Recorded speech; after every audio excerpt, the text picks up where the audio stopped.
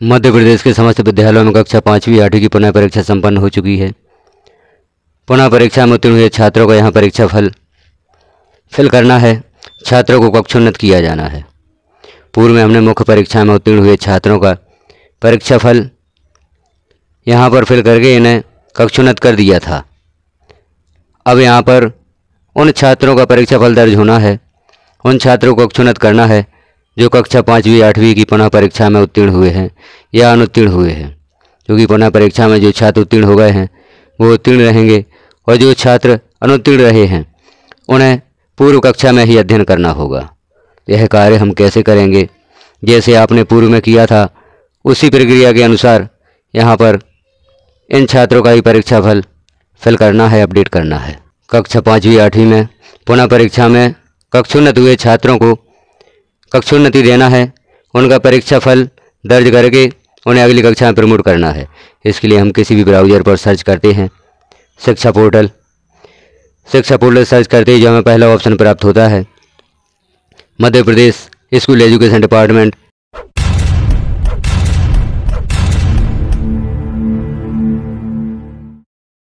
इसे क्लिक कर देते हैं।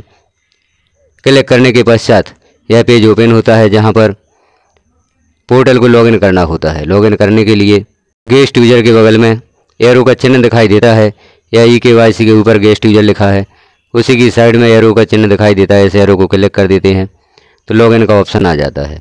यहाँ पर शिक्षक अपनी यूज़र आईडी और पासवर्ड से इसे लॉगिन करेंगे। यूज़र आईडी पासवर्ड वही होगा जो आप एम शिक्षा मित्र पर यूज करते हैं। तो अपना यूज़र आईडी और पासवर्ड लिखकर कैप्चा फिल करके पोर्टल को आप लॉगिन करें। पोर्टल को लॉगिन किया, यह पेज ओपन होता है जहाँ पर हमें ऑप्शन दिखाई दे रहा है मेन मेनू। मेन मेनू को क्लिक करके भी कक्षोन्नत का कार्य किया जा सकता है या हमें ऑप्शन दिखाई दे रहे हैं यहाँ पर जो विभिन्न बॉक्सेस दिखाई दे रहे हैं। यहाँ पर हम देख लेते हैं एडमिशन मैनेजमेंट। एडमिशन मैनेजमेंट को क्लिक करते हैं। अगला पेज ओपन होता है जहाँ home, admission management, PC management, role list और प्रोफाइल सीट यह ऑप्शन हमें शो होते हैं। तो एडमिशन मैनेजमेंट को क्लिक कर देते हैं। अब यहाँ दो ऑप्शन प्राप्त होते हैं 1.1 न्यू एडमिशन फॉर्मेट 1B। इस ऑप्शन से छात्रों को मैप किया जा सकता है।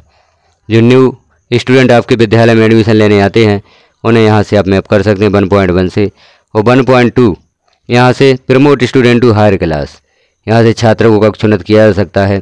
इस ऑप्शन को क्लिक करके 1.2 ऑप्शन को क्लिक करके छात्रों का परीक्षा फल यहाँ पर दर्ज हम कर सकते हैं। इसे क्लिक करते हैं, यह पेज ओपन होता है जहाँ आपके विद्यालय का नाम शो हो रहा है, डाइस कोड है और स्कूल का प्रकार है।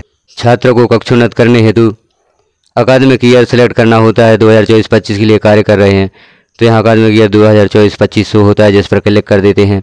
जिस कक्षा के छात्रों को आप प्रमोट करना चाहते हैं, जैसे कक्षा 5 और 8 की पुनः परीक्षा हुई है तो यहाँ कक्षा 5 या 8 का परीक्षा फल हमें दर्ज करना है। तो यहाँ जैसे हम सिलेक्ट कर लेते हैं कक्षा 8 सिलेक्ट करते हैं। जेंडर और कैटेगरी, यहाँ हम सभी स्टूडेंट्स का परीक्षा फल दर्ज करना चाहते हैं, सभी छात्रों को कक्षोन्नत करना चाहते हैं तो जेंडर और कैटेगरी को सिलेक्ट नहीं करते, सो स्टूडेंट पर क्लिक कर देते हैं। तो उन छात्रों की सूची ओपन हो जाती है जिन्हें हम प्रमोट करना चाहते हैं। अब यहाँ हम देख लेते हैं कौन कौन से छात्र उत्तीर्ण हुए हैं और कौन से छात्र अनुत्तीर्ण हो गए हैं। तो जो छात्र उत्तीर्ण हुए हैं उनके लिए हमें पास सेलेक्ट करना होगा और जो छात्र अनुत्तीर्ण हुए हैं उनके लिए फेल सेलेक्ट करना होगा रिजल्ट में। और स्कूल स्टेटस में यदि आपका विद्यालय कक्षा 8 तक है, कक्षा 1 से 8 या 6 से 8 है तो स्कूल स्टेटस में आपको अदर सेलेक्ट करना होगा। और यदि आपका विद्यालय 6 से 12 है, 1 से 12 है, 6 से 10 है, उसी विद्यालय में छात्र अध्ययन करते हैं तो यहाँ पर सेम स्कूल सेलेक्ट करना होगा। तो सेम या अदर ध्यानपूर्वक सेलेक्ट करें। यदि विद्यार्थी आपके विद्यालय से अंतिम कक्षा उत्तीर्ण कर चुका है, कक्षा 8वीं आपके विद्यालय में अंतिम कक्षा है तो यहाँ पर हमें सेलेक्ट करना होगा स्कूल स्टेटस में अदर। और यदि आगे की कक्षाएं भी आपके विद्यालय में ही छात्र अध्ययन करेगा तो स्कूल स्टेटस में सेम सेलेक्ट करना होगा।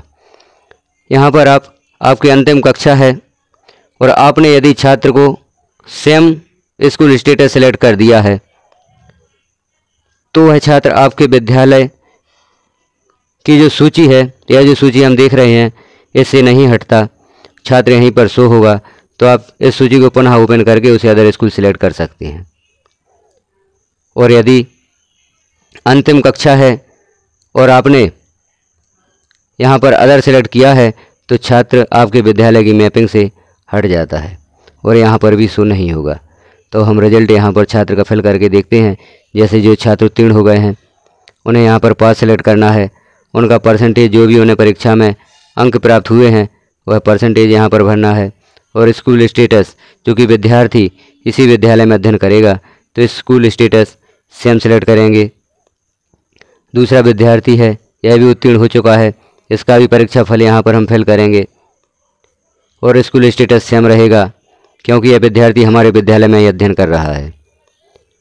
अन्य विद्यार्थी, इसका भी हम परीक्षा फल यहाँ पर सिलेक्ट कर देंगे और विद्यार्थी सेम स्कूल सिलेक्ट कर देंगे। इस प्रकार से हम सभी विद्यार्थियों का परीक्षा फल यहाँ पर फिल कर देते हैं पास करके। अब जैसे यहाँ पर 2 छात्र फेल हुए हैं तो इनका हम फेल सेलेक्ट करेंगे और यह छात्र अब इसी विद्यालय में इसी कक्षा में अध्ययन करेंगे। जिन छात्रों को हमने फेल सेलेक्ट किया है उनका परीक्षा फल दर्ज करने के लिए ऑप्शन ओपन नहीं होता, इनका हमें प्रतिशत यहाँ पर नहीं भरना है। जिन छात्रों को पास किया है उन्हीं छात्रों का प्रतिशत आप यहाँ पर भरेंगे। तो जो छात्र उत्तीर्ण हो चुके हैं उन्हीं छात्रों का प्रतिशत दर्ज करना है और जो छात्र अनुत्तीर्ण हुए हैं उनका परीक्षा फल यहाँ दर्ज करने का ऑप्शन नहीं आता है। इस प्रकार से आप सभी छात्रों का परीक्षा फल फिल करें। अब हमने यहाँ छात्रों का रिजल्ट फिल कर दिया है, सभी छात्रों की जानकारी भर दी है। कैप्चा फिल करके हमें करना होता है रजिस्टर स्टूडेंट। तो यहाँ पर जैसे ही आप रजिस्टर स्टूडेंट करेंगे यह जानकारी सेव हो जाएगी और जो छात्र आपने उत्तीर्ण कर दिए हैं या अनुत्तीर्ण कर दिए हैं वह इस सूची में से हट जाएंगे। सिर्फ यहाँ पर वो छात्र रहेंगे जिन्हें आपने गलती से सेम स्कूल सेलेक्ट कर दिया था जबकि उन्हें अदर स्कूल सेलेक्ट करना था। तो इस प्रकार से आप छात्र को कक्षोन्नत कर सकते हैं।